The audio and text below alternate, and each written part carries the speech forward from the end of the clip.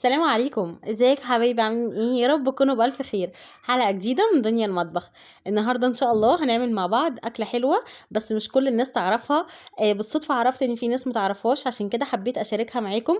عشان كل الناس تعرفها وطعمها جميل جدا، ان شاء الله تعجبكم. لو اول مره بتشوفوني يا ريت تشتركوا في القناه وتفعلوا زر الجرس على الكل. ولو انتم من صحابي على القناه ما تنسوش اللايك، ويلا بينا نشوفوا هنعمل ايه. زي ما انتم شايفين انا النهارده هعمل ملوخيه.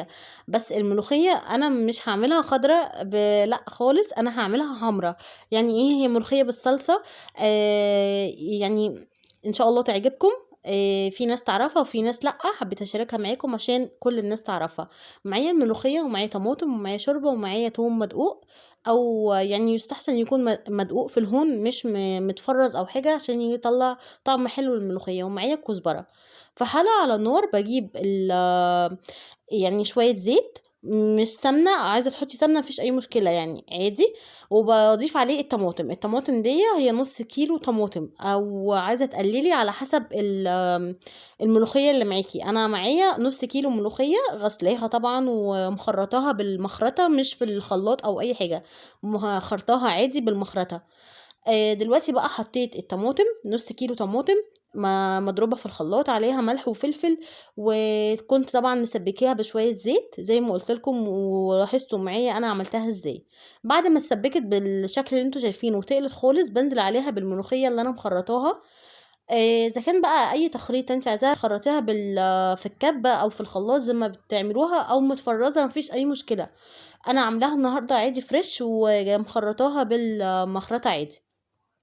بضيف بقى الملوخية على الصلصة اللي انا سبكتها، وبشوحهم كده مع بعض. طبعا النار شغالة، نار هادية من تحت. تحت الحلة بجيب دلوقتي بقى معايا كوباية شوربة، او كوباية مرقة، يعني ايا كان بقى، شوربة فراخ او دي اللي معايا دي شوربة فراخ، عايزة تعملي لحمة، عايزة تعملي اي حاجة طبعا على حسب راحتك. بس بتبقى جامدة جدا الصراحة بالفراخ. انا اخدت معايا على النص كيلو كوباية ونص من الشوربة، على نص كيلو طماطم مضروبة في الخلاط، وبقت معايا بالشكل اللي انتوا شايفينه ده. هو الفيديو بسيط كده وصغير، وان شاء الله يعجبكم. وعلى فكرة شايفين العرق بتاعها؟ بتعمل عرق زيها زي اللي هي بالشوربة، بس جميلة جدا ما فيهاش اي حاجة، مش كل الناس تعرفها، بس اللي هيشوف الفيديو وهيجربها هتعجبه ان شاء الله. دلوقتي بقى هنحطه مع بعض التوابل. بعد ما حطينا الشوربة هحط توابل عادية جدا، هو ملح وفلفل فقط لا غير، وممكن ربع معلقة شطة لو حابين.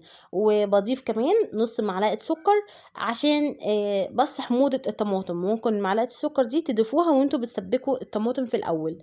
اهي دلوقتي انا حطيت ملح وفلفل ومعلقة شطة، ربع معلقة شطة صغيرة، ونص معلقة السكر كمان. يعني معلقة السكر دي بتديني الخضار بتاعها، ما بتخليهاش سودة، بتخليها كده تفضل خضرة حلوة كده. وكمان بتعادل حموضة الطماطم اللي احنا حطيناها في الاول. دلوقتي بقى حطها على نار هادية. دلوقتي بقى على عين تانية في البوتاجاز حطيت مقلاية صغيرة، فيها بقى معلقة سمنة بلدي او معلقة سمنة نباتي، اي معلقة سمنة انت حبيها، او اي نوع مادة دهنية. حطيت فيها معلقتين التوم المدقوقين، وبعد لكم تاني توم فريش مدقوق، بيدي للملوخية طعم، بيوديها في حتة تانية خالص، غير اللي بيبقى متفرز. المتفرز الصراحة بيبقى ريحته مش حلوة خالص. بعد ما اتحمر معايا كده حطيت عليها معلقة كبيرة من الكزبرة الناشفة. ولكم ان يعني تتخيلوا الريحة بقى في الوضع اللي احنا فيه ده، الصراحة واو، بيبقى ريحتها بتقلب الدنيا. واحلى حاجه بقى ان انتوا تاكلوها وهي لسه معموله زي كده، يعني يكونوا لسه مخلصينها وتقدموها على طول، ما تسيبوهاش. يعني الصراحه لما بتتعمل بدري بتبقى لا مش قد كده. الملوخيه المفروض تتعمل خلاص، يعني انتوا هتقدموا تعملوا الملوخيه اخر حاجه خالص. الصراحه وصفه جميله جدا، ان شاء الله تعجبكم. بديها بقى غلوة على النار بعد ما نزلت عليها التوم. ودلوقتي بقى هقدمها. شايفين العرق بتاعها في منتهى الجمال ما شاء الله.